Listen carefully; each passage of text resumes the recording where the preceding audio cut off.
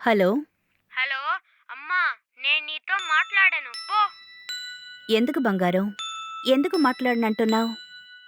అమ్మ మీద ఎందుకంత కోపం? నాతో చదువుకుంటున్నా శృతి అమ్మ ఇక్కడికి వచ్చి తనని కలిసి తనకి నచ్చిన డ్రెస్సు, కార్లు, బొమ్మలు చాలా కొనిచ్చింది. పోమ్మా! ఈరోజు నువ్వు నన్ను చూడ్డానికి రాలేదు. నిన్నే కదా నాన్న నేనొచ్చి నిన్ను చూశాను. కానీ ఈరోజు రాలేదు కదా! పో! నేను నీతో మాట్లాడను. నువ్వు మాట్లాడకపోతే నేను ఏడుస్తాను. అమ్మా! అమ్మా ఏడవకమ్మా! నేను ఊరికే అన్నాను. నా బుజ్జి కదా, నా బంగారు కదా, ఏడవకూడదు సరేనా? నువ్వు ఇక్కడ వచ్చేటప్పుడు చాక్లెట్ ఇస్తాను. సరే. నేను ఏడవను నాన్న. అయితే నువ్వు ఈ రోజే నన్ను చూడడానికి రావాలి. అప్పుడే నేను నీకు చాక్లెట్లు ఇస్తాను. అయ్యయ్యో! అమ్మకి ఈరోజు పనుందిరా.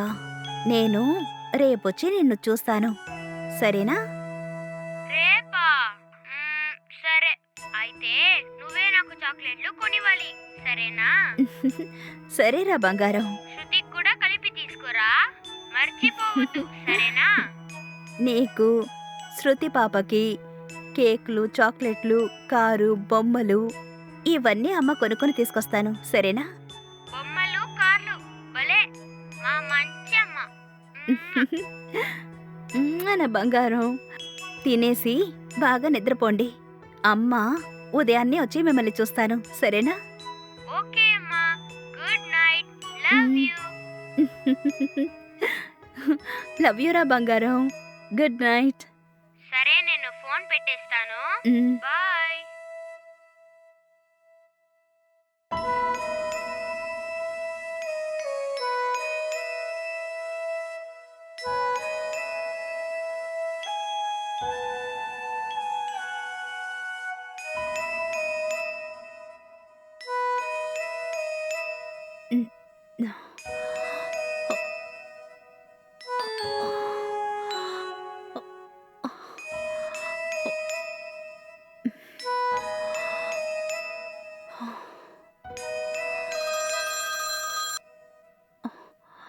హలో! హలో భువనా, చెప్పన్నయ్యా. ఏంటమ్మా నిద్రపోతున్నావా? అవును రమేష్ అన్నయ్య. హో, నిన్న రాత్రే పీరియడ్ స్టార్ట్ అయింది. అందుకే కొంచెం టైర్డ్‌గా ఉన్నాను.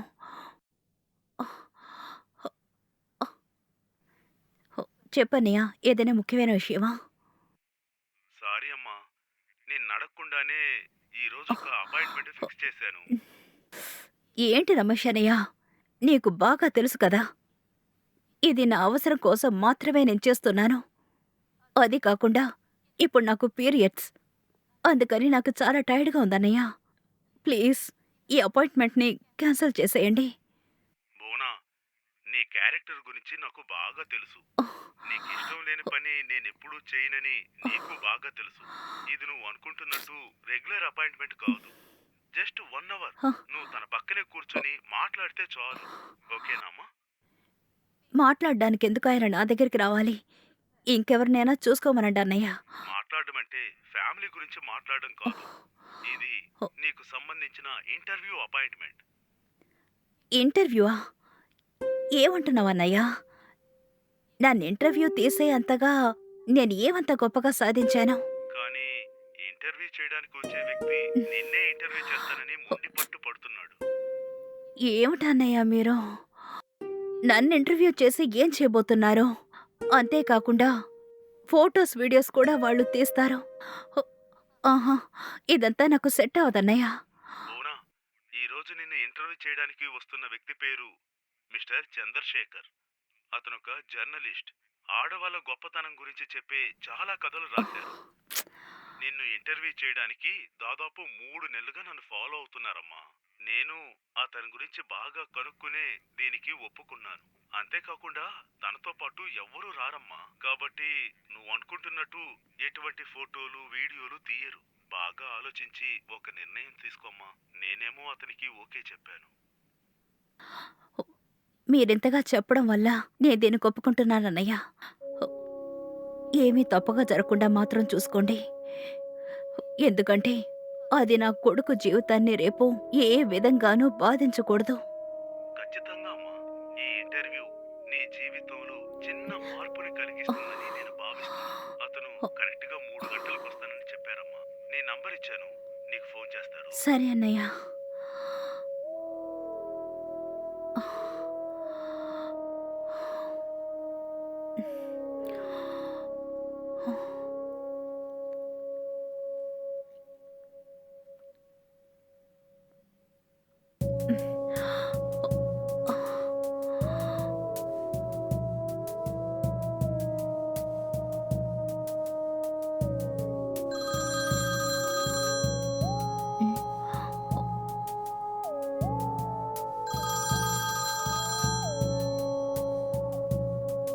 హలో.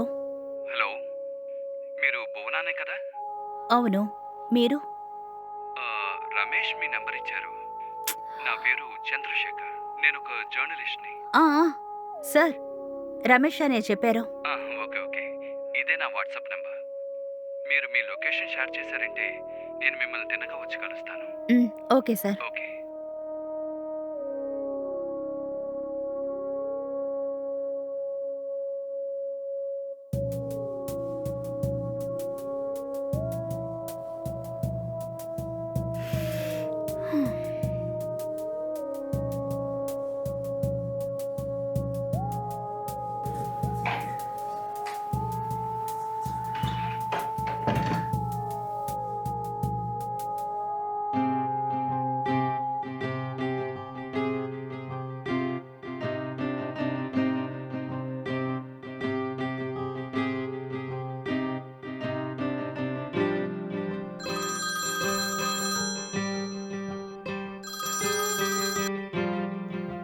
హలో. హలో, చెప్పండి సార్.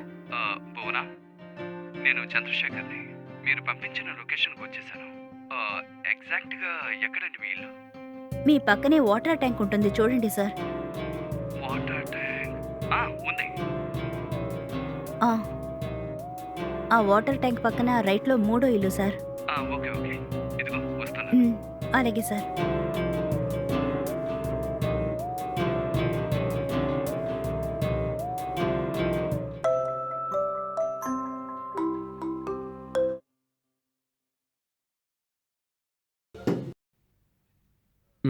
మీరేనా అండి భువన అంటే? అవును, లోపలికి రండి సార్.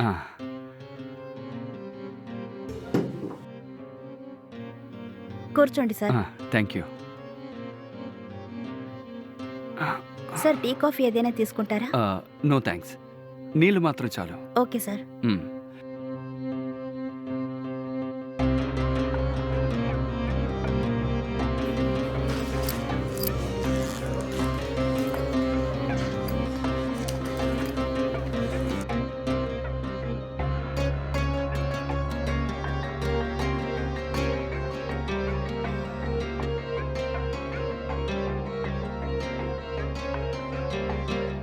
సార్.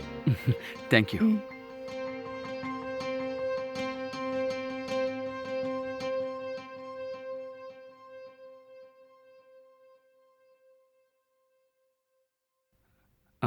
ఒక్క నిమిషం.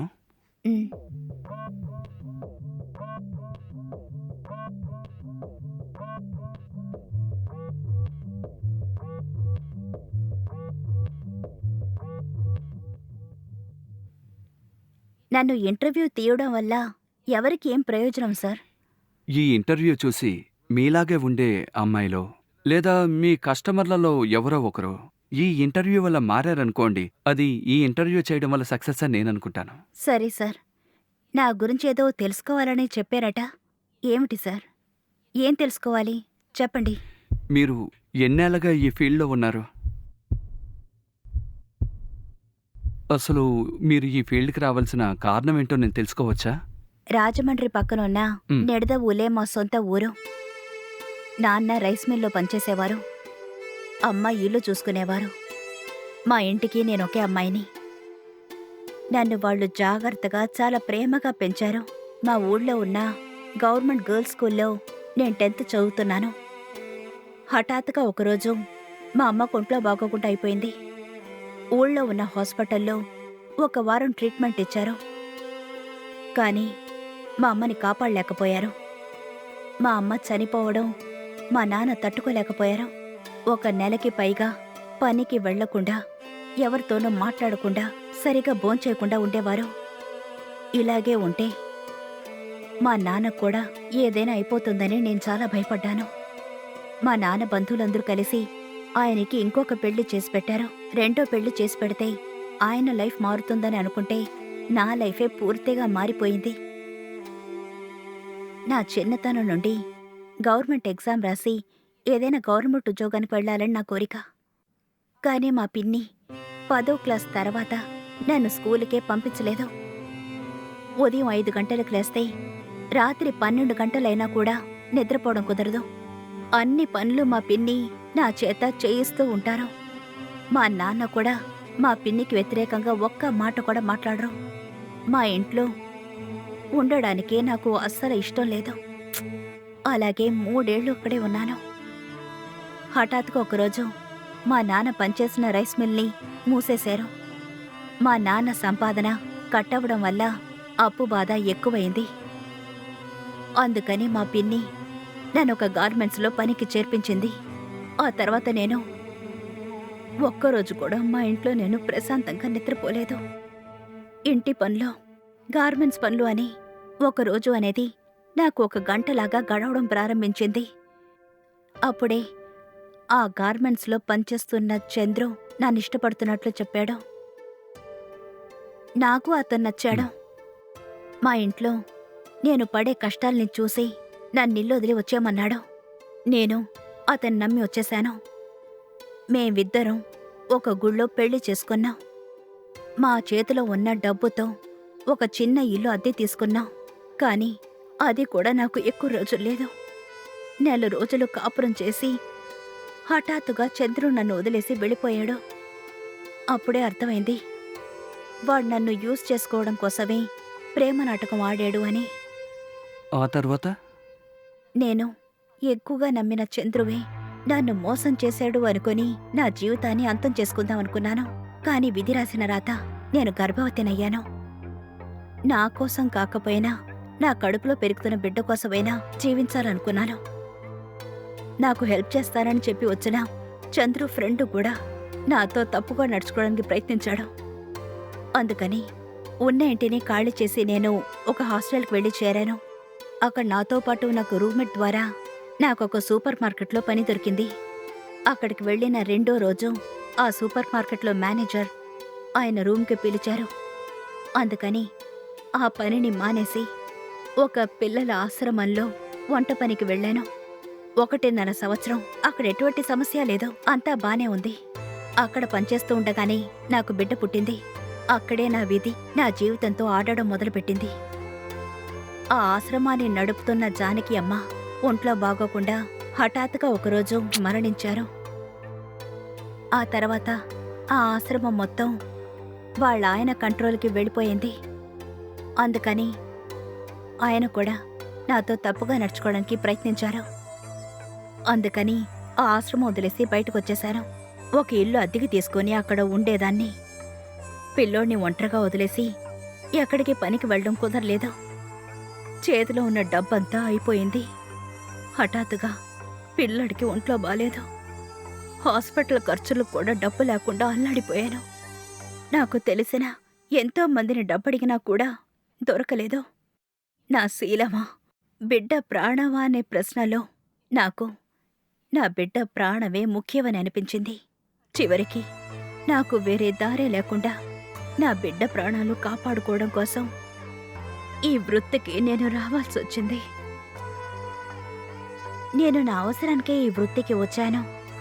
కానీ నాకు ఈ సమాజం పెట్టిన పేరు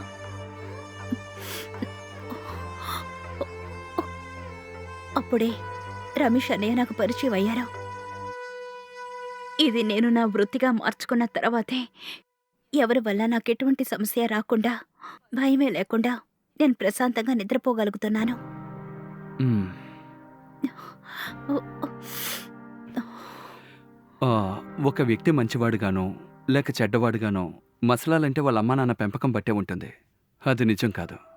ఈ సొసైటీ కూడా అందుకు ఒక కారణం.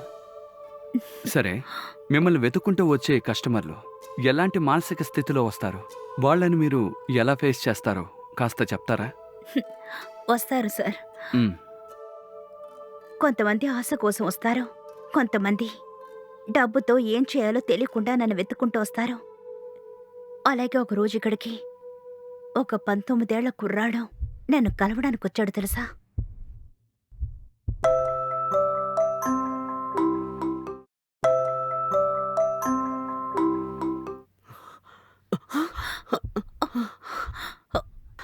ఎవరు బాబు నువ్వు?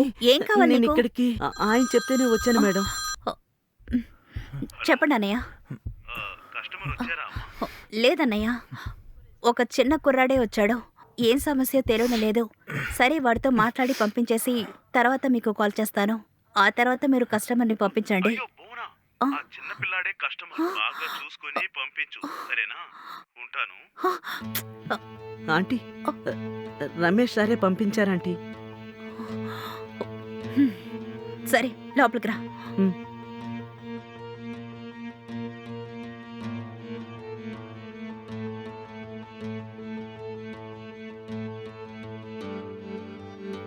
కూర్చో. ఇక్కడేనా? రూమ్లోకి వెళ్దాం. వెళదాం, ముందు కూర్చో. ఉమ్.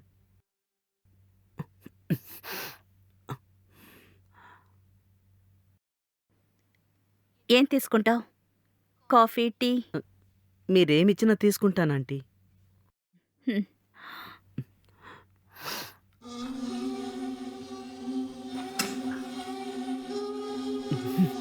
ఎస్.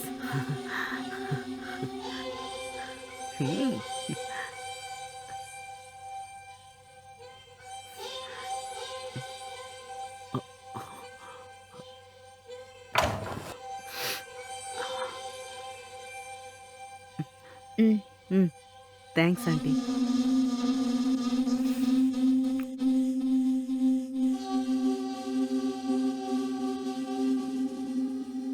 నీ పేరేంటి? సంతోష్. ఉమ్, ఏం చదువుతున్నావు? నీకు అడ్రస్ ఎలా తెలుసు? బిఏ సెకండ్ ఇయర్ చదువుతున్నాను.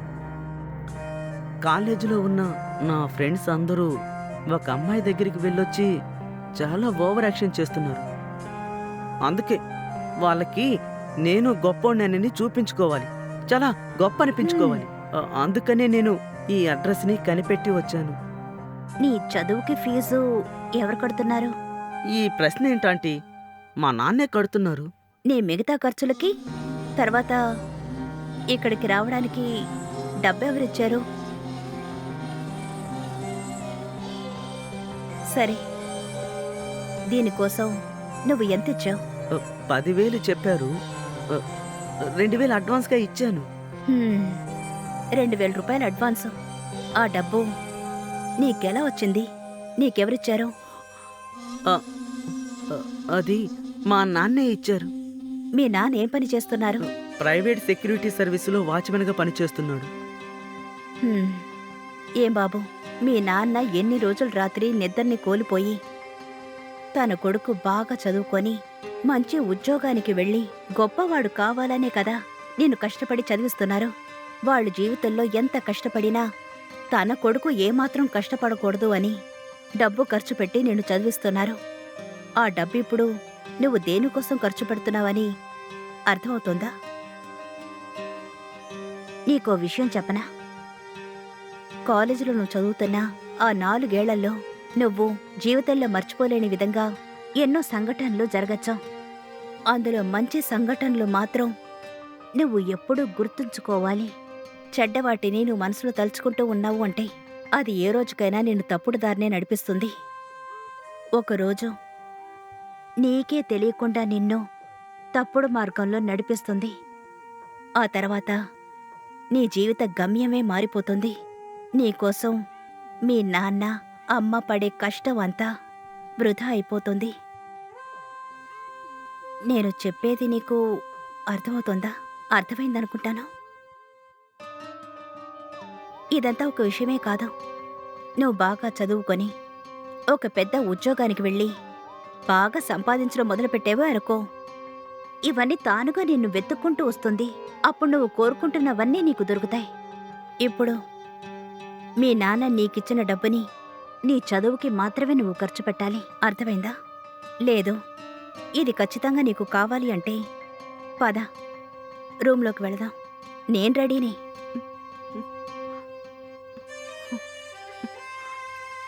నేను నేను బయలుదేరుతాను ఆంటీ. ఒక నిమిషం.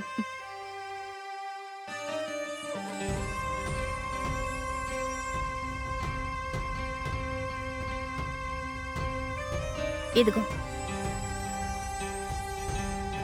ఇది డబ్బు కాదు, మీ నాన్నగారి ఎన్నో రోజుల నిద్ర. వదిలేకో, జాగ్రత్తగా ఉంచుకో. ఉమ్.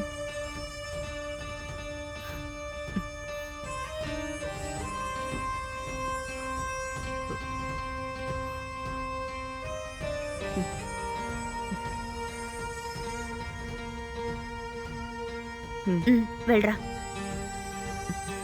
బయలుదేరుతాను. జాగ్రత్తగా వెళ్ళు. ఉమ్.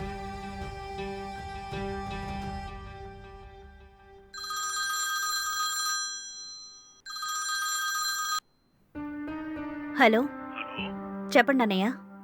ఏంటి భువన, నేను పంపించిన అబ్బాయి బ్యాలెన్స్ డబ్బులు కరెక్ట్ గానే ఇచ్చాడా? లేదన్నయ్య, నేను వాణ్ణి తిప్పి పంపించేశాను. ఏంటి, తిప్పి పంపించావా? ఏంటి భువన, నువ్వు వచ్చిన కస్టమర్స్ అందరినీ ఇలా తిప్పి పంపిస్తే మనం ఎలాగమ్మా వృత్తి చేసేది?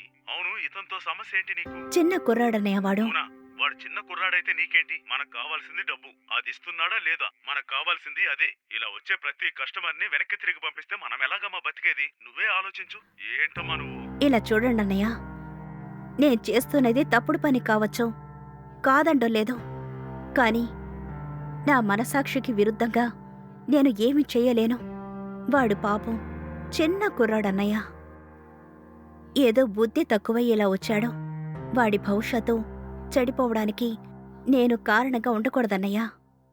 ప్లీజ్, ఇకపై దయచేసి ఇలాంటి చిన్న కుర్రాళ్ళని పంపించకండి. అర్థం చేసుకోండి అన్నయ్య.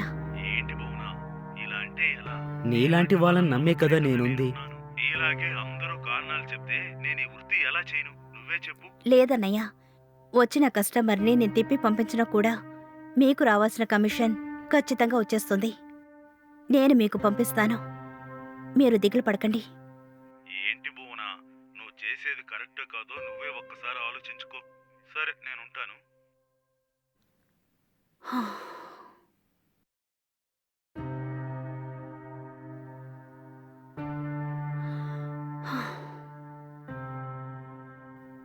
నేను మళ్ళీ కాల్ చేస్తాను. పూర్తయింది. ఈరోజు ఈవినింగ్లోగా పంపిస్తానండి. షూర్ షూర్, డెఫినెట్గా. సారీ, ఒక ఆర్టికల్లో ఒక క్లైమాక్స్ అడిగారు, ఆ విషయమే మాట్లాడుతున్నా. సరే, మీకెలా ఈ మెచ్యూరిటీ వచ్చింది? ఎంతో మంది డబ్బుని మాత్రమే చూస్తారు సార్, కానీ నేను వాళ్ళ దగ్గర ఉన్న డబ్బు వాళ్ళ దగ్గరికి ఎలా వచ్చిందన్న దారిని కూడా చూస్తున్నాను. ఆ కుర్రాడిని చూసిన వెంటనే తెలుసుకున్నాను సార్, ఆ డబ్బుని వాడు సంపాదించలేడు అని, కన్నవాళ్ల శ్రమతోనే వాడు జీవిస్తున్నాడు అని తెలుసుకున్నాను. వాడిచ్చిన డబ్బులో వాళ్ళ నాన్న కష్టం, శ్రమే నాకు తెలిసింది. అందుకే సార్ ఆ కుర్రాడితో మాట్లాడి పంపించేశాను. మీలాగే అందరూ ఉంటే ఎవ్వర్ని మోసం చేయాలని అనిపించదు కదా? ఇదే విధంగా ఇంకా ఏవైనా సంఘటనలు జరిగాయా? కాస్త చెప్తారా? లేదా ఇది మాత్రమేనా? ఇంకా ఉంది సార్.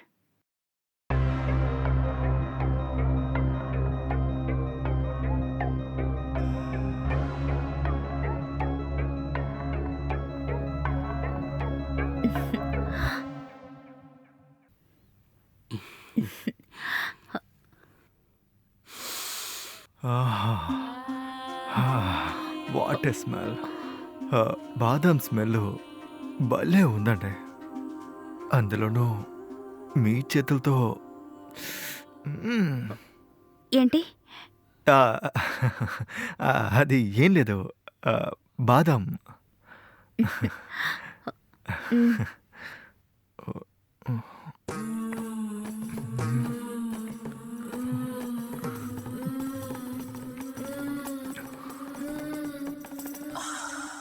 Wow, fantastic design. ఏమన్నారు? నేను మీ శారీలో ఉన్న డిజైన్ గురించి అన్నానండి. ఓహో! అలా అని నేను అంటానని మీరు అనుకున్నారు కదా, అది కాదండి. మరేంటండి, ఒక దేవత నో ఒక దేవతే నా ముందు నిల్చున్నప్పుడు నేనెందుకండి శారీ డిజైన్ గురించి చెప్తాను చెప్పండి. నేను వర్ణించింది మిమ్మల్ని, మీ డిజైన్ గురించే. మ్హూ.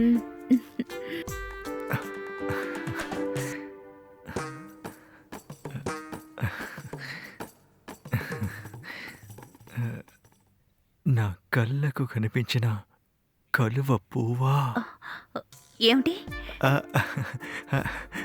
కవిత కవిత. ఓహో! ఆ, చెప్పండి చెప్పండి. ఆ, ఆ, నా కళ్ళకు కనిపించిన కలువ పువ్వా, నా గుండెలకి హత్తుకున్న తామర పువ్వా, కామం అని ఒక్క పదంతో నాలో వేల కొద్ది మార్పులు కలిగించబోయేదానా. నీ గుండెలపై వాలడానికి నేనిక్కడ తప్పిస్తున్నా. మ్, నా పరువపు వయసులో ఎన్నో పువ్వులు వచ్చినా నిన్ను మాత్రమే తలుచుకుంటున్నా.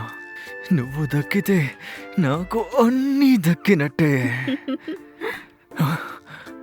కలల్ని చెడగొట్టావు, జ్ఞాపకాల్ని చెరిచావు, రక్తనాళాలలో కామ నిప్పుని రగిల్చావు. Who is the black ship? ఫోన్ని సైలెంట్లో పెట్టచ్చు కదా. మ్. సారీ. సారీ, నేను కూడా సారీ అండి. మ్. అది ఒక ఫ్లోలో వెళ్తున్నప్పుడు డిస్టర్బెన్స్గా ఉంది కదా. ఆ, ఇంతకీ నేను ఎక్కడ ఆపా? ఆ, ఆ, ఆ, చూసారా, నేను చెప్పాలనుకున్నదే మర్చిపోయాను. పర్వాలేదు, వదిలేయండి. నేను అప్పుడే అనుకున్నాను, ఒక కవితకి ఇంకో కవిత నచ్చదు కదా.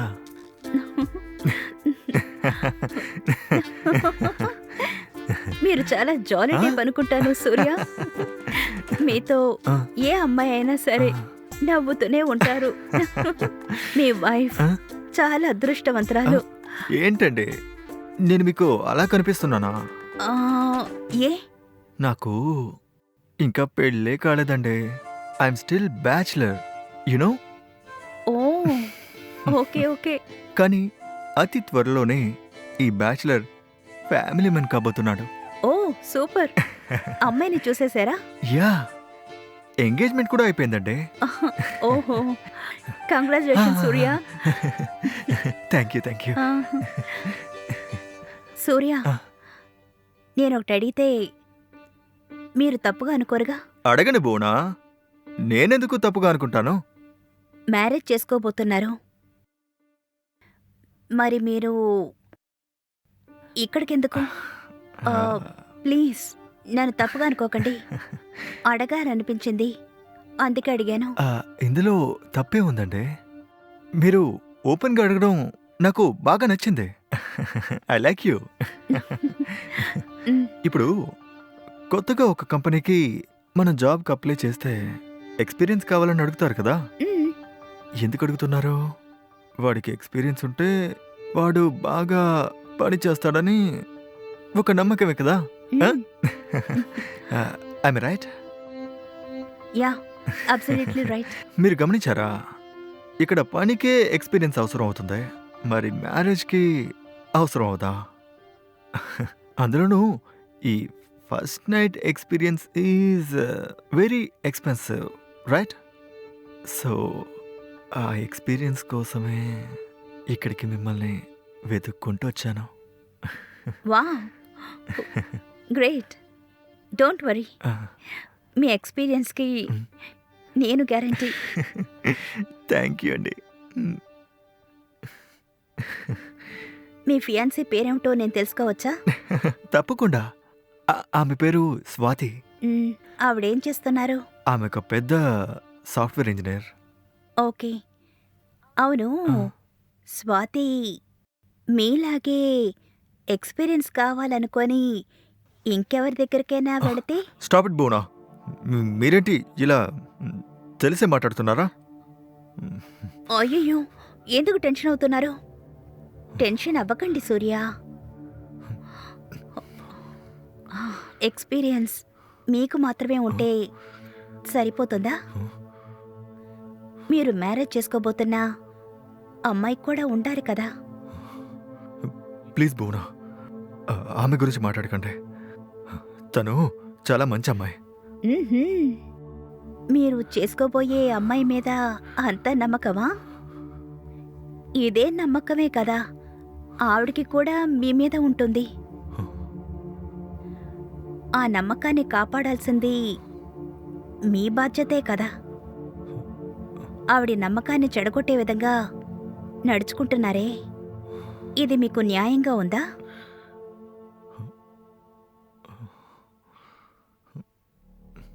ఏంటి సూర్య, మగవాళ్ళకొక న్యాయం, ఆడవాళ్ళకొక న్యాయమా?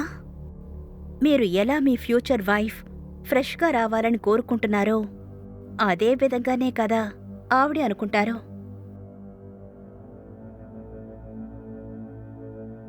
సూర్య, సారీ, నేను మీ మూడ్ని స్పాయిల్ చేశాననుకుంటాను. రండి, నేను మీకు అన్నీ నేర్పిస్తాను. ఎందుకంటే నేను మీకు మాటిచ్చాను కదా, మీకు ఎక్స్పీరియన్స్ మొత్తం దొరకడానికి నేను గ్యారంటీ. రండి సూర్య.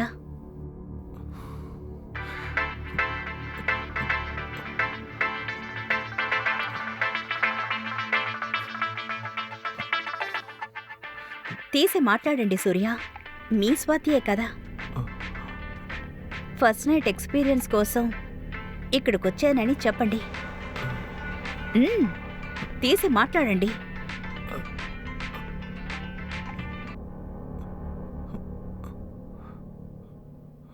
హలో, హాయ్, ఎక్కడున్నారు?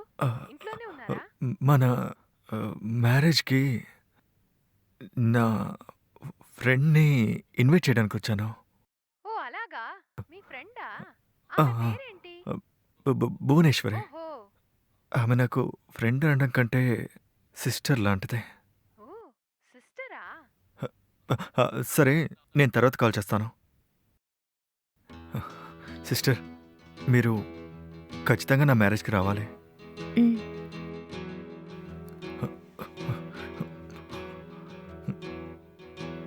సారీ, నేను మీ టైంని వేస్ట్ చేశాను అనుకుంటా. మ్.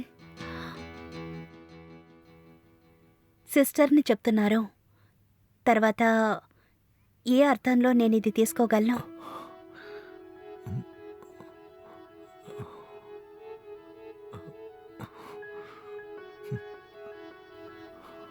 As a sister, all the best. Thank you.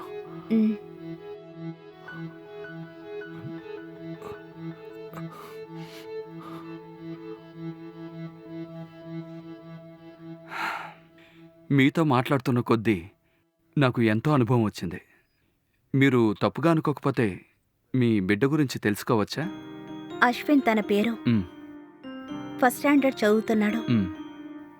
నా జీవితం ఏ విధంగానూ తన్ని బాధించకూడదు అని ఒక హాస్టల్లో సేఫ్గా తనని ఉంచి చదివిస్తున్నాను.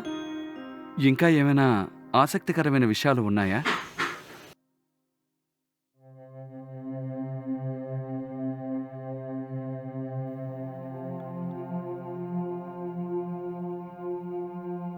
ఓ.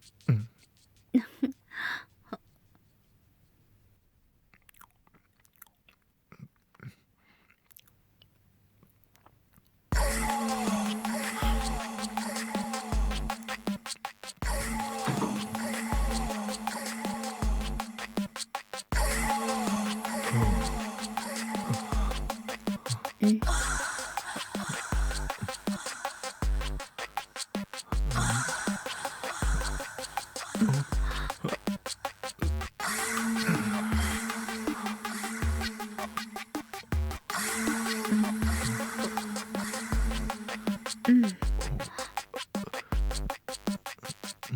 మ్.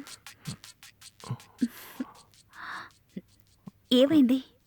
నాకు ఇదే ఫస్ట్ టైం, అందుకే కొంచెం భయంగా ఉంది.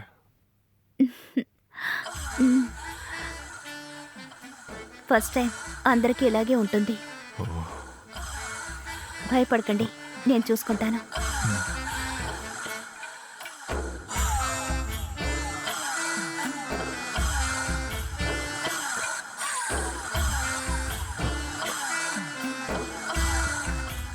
మీకు నచ్చినట్టు నేను నడుచుకుంటాను, సరేనా?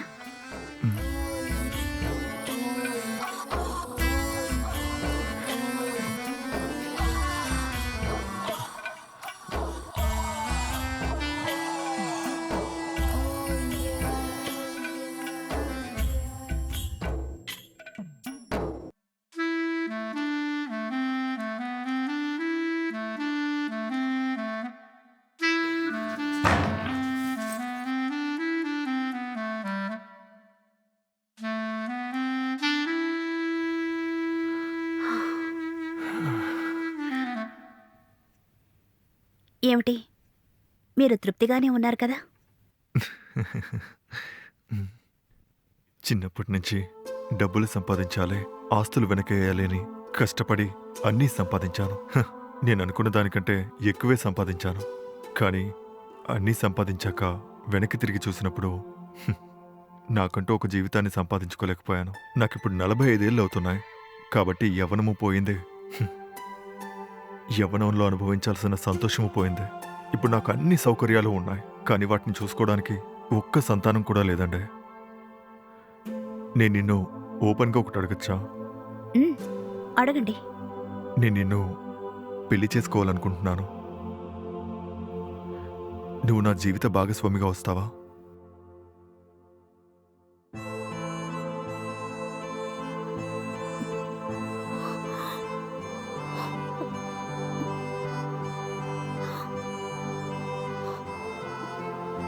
ఏ ఏమైంది?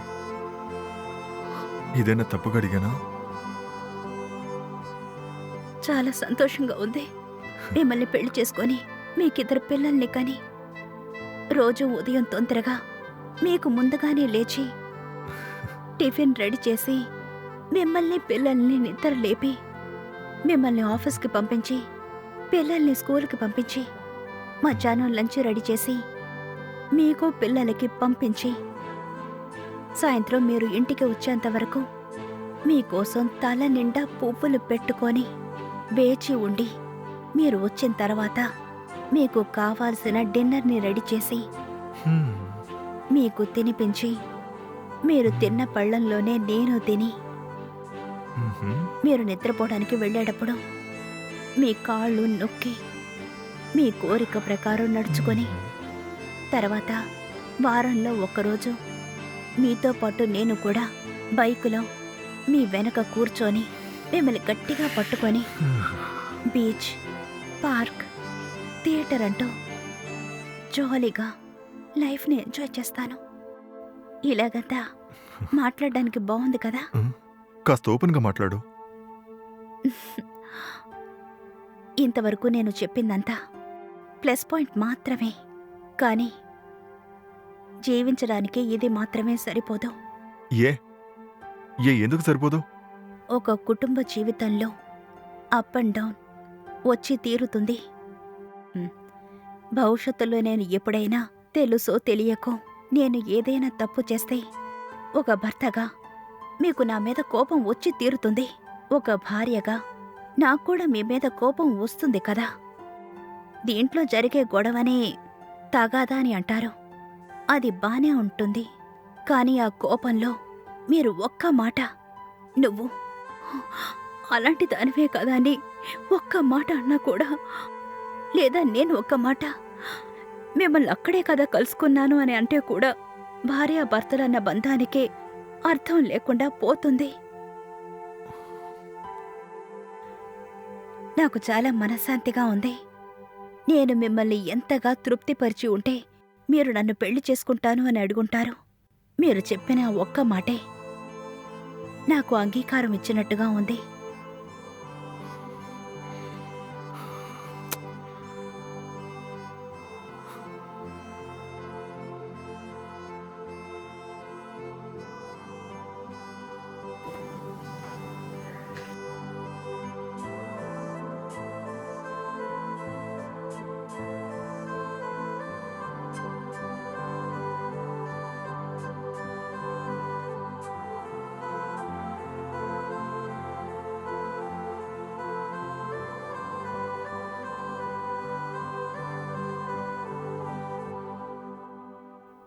నిజమే.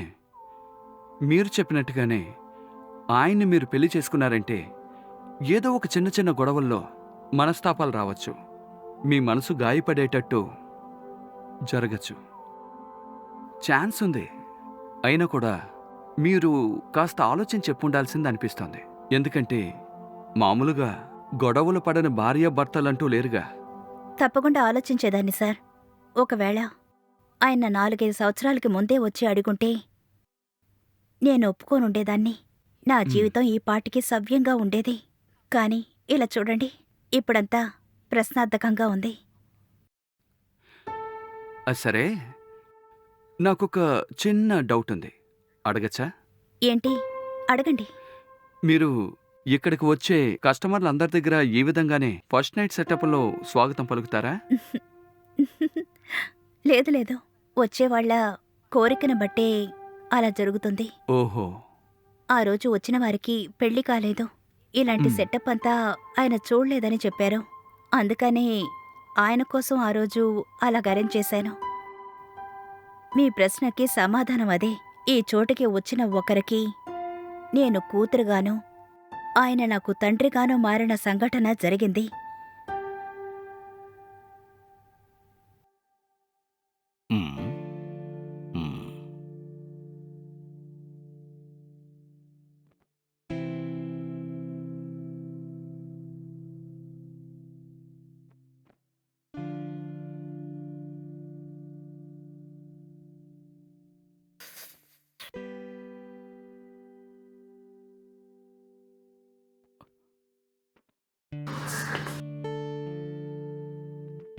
ఏంటమ్మా, నన్ను అలా చూస్తున్నావేంటి? ఇంత ముసలి వయసులో వీడికి ఎక్కడ పనేంటి అని అనుకుంటున్నావా? ఉహుం. ఆ విధంగా నేను ఏమీ అనుకోవడం లేదండి. నువ్వలా అనుకున్నా తప్పులేదమ్మా. నా పేరు రామ్మూర్తి. నేను గవర్నమెంట్ ఆఫీసులో పనిచేశాను. నాకు ఒకే ఒక కొడుకు.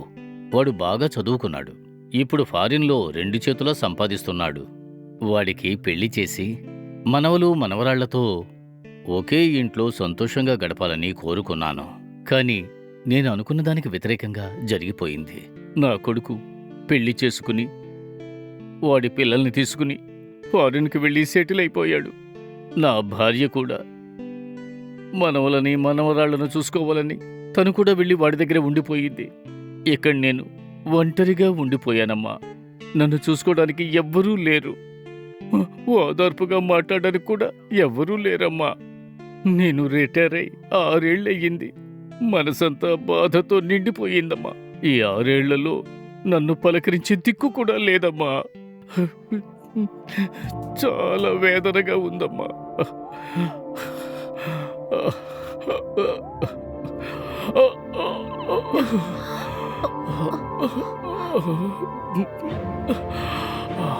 సార్ సార్ సార్ సార్ ఏమైంది? సార్ సార్ ఏమైంది మీకు? సార్ చాక్లెట్ చాక్లెట్ చాక్లెట్ ఇవ్వమ్మా. చాక్లెట్.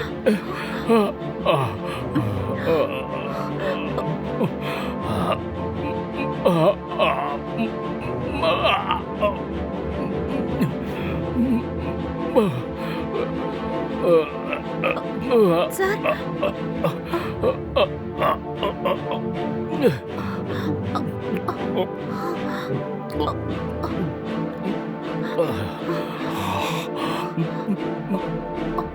సార్ ఏం లేదు సరిపోతుంది.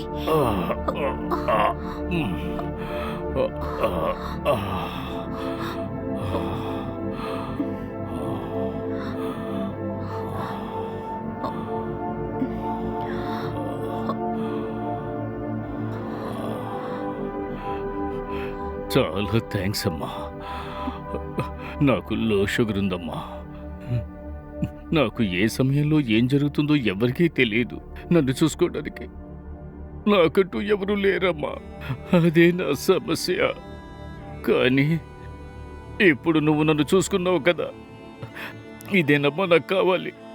అసలు ఇదేనమ్మా నా సమస్య. మనసు విప్పి ఎవరితోనైనా మాట్లాడితే మనసు భారం తగ్గుతుందని అంటారు. కానీ నాకెవ్వరూ లేరు కదమ్మా. నేను 4 చోట్లకు వెళ్ళాను. అక్కడ ఏమిటి అని అడిగే దిక్కు కూడా లేదు. ఈ ముసలోడికి ఎక్కడ పనేంటి అనుకున్నారు. కానీ నువ్వు మాత్రమేనమ్మా నన్ను కూర్చోబెట్టి కాఫీ ఇచ్చి నన్ను ఓదారుస్తూ 2 మాటలు చెప్పి నా బాధంతా నువ్వు వింటున్నావు. ఇదే నాకు చాలా సంతోషంగా ఉందమ్మా. చాలా థ్యాంక్స్ అమ్మా. సార్, ఇక్కడికొచ్చే ప్రతి ఒక్కరూ ఒక్కొక్కటి ఆశించి వస్తారు. మీరు ఆశించేది ఇదే అయితే దానికి తగినట్టు నేను నడుచుకుంటాను. ఎప్పుడంతా మీరు ఒంటరితనం ఫీల్ అవుతున్నారో అప్పుడంతా మొహమాట పడకుండా ఇక్కడికొచ్చి నన్ను కలవచ్చు. ఉమ్, మీరు తప్పుగా అనుకోకపోతే నేను మిమ్మల్ని ఒకటి అడగచ్చా? నిక్షేపంగా అడుగమ్మా. ఒక అమ్మాయి జీవితం బాగా ఉండాలి అంటే మంచి బిడ్డ, మంచి భర్త, మంచి అమ్మ, అంతకంటే ముఖ్యం మంచి తండ్రి ఉండాలి. నాకు మీలాంటి ఒక మంచి తండ్రి దొరుకుంటే నా జీవితం ఇలా అయ్యుండేది కాదు. నేను మిమ్మల్ని నాన్నని పిలవచ్చా?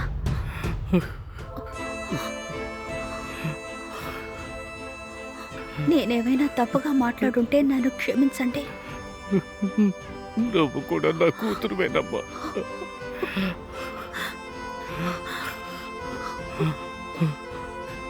నువ్వు తప్పుగా ఏమీ నాతో మాట్లాడలేదు.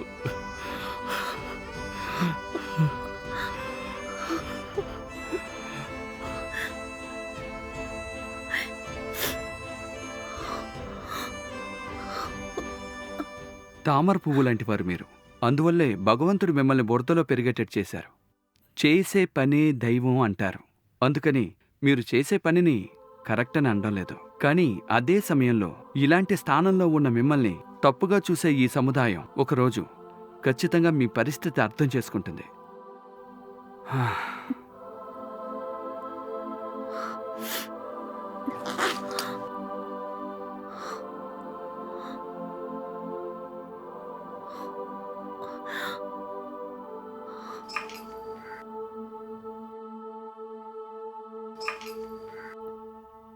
ఏంటి సార్ ఇది? నేను ఆల్రెడీ రమేష్తో చెప్పినట్టుగానే ఈ ఇంటర్వ్యూకి సంబంధించిన పేమెంట్ ఇది. నేను మీతో చెప్పాను కదా సార్, నా అవసరం కోసమే ఇది చేస్తున్నానని. ఇది నాకు అవసరం లేదు సార్. నాలాగా కష్టపడే వాళ్ళు ఎవరైనా మీకు తెలిసిన వాళ్ళు ఉంటే వాళ్ళకి డబ్బు చేరేలాగా చేయండి. ఖచ్చితంగా నాకు తెలుసు మీరు ఈ డబ్బు తీసుకోరని. మీరు నాకిచ్చిన ఈ ఇంటర్వ్యూని నేను పబ్లిష్ చేసేటప్పుడు ఒక మినిమం పేమెంట్ దొరుకుతుంది. అది మీలా జీవితంలో కష్టపడే అమ్మాయిలకి ఖచ్చితంగా వెళ్ళి చేరుతుంది. థ్యాంక్స్ సార్, మీకు చాలా థ్యాంక్స్. చివరిగా ఓ మాట చెప్తాను. ఈ పెన్ను ఒక బిడ్డ చేతికి వెళితే పిచ్చి గీతలు గీస్తాడు. ఒక కళాకారుడు చేతికి వెళ్తే ఒక మంచి చిత్రం గీస్తాడు. ఒక కవి చేతికి అందితే ఒక మంచి కవిత్వం రాస్తాడు. అదే ఒక మంచి రచయిత చేతికి అందితే ఎంతోమంది జీవితాలు మారుస్తాడు. ఖచ్చితంగా ఈ ఇంటర్వ్యూ మీ జీవితాన్నే మారుస్తుందని నేను నమ్ముతున్నాను.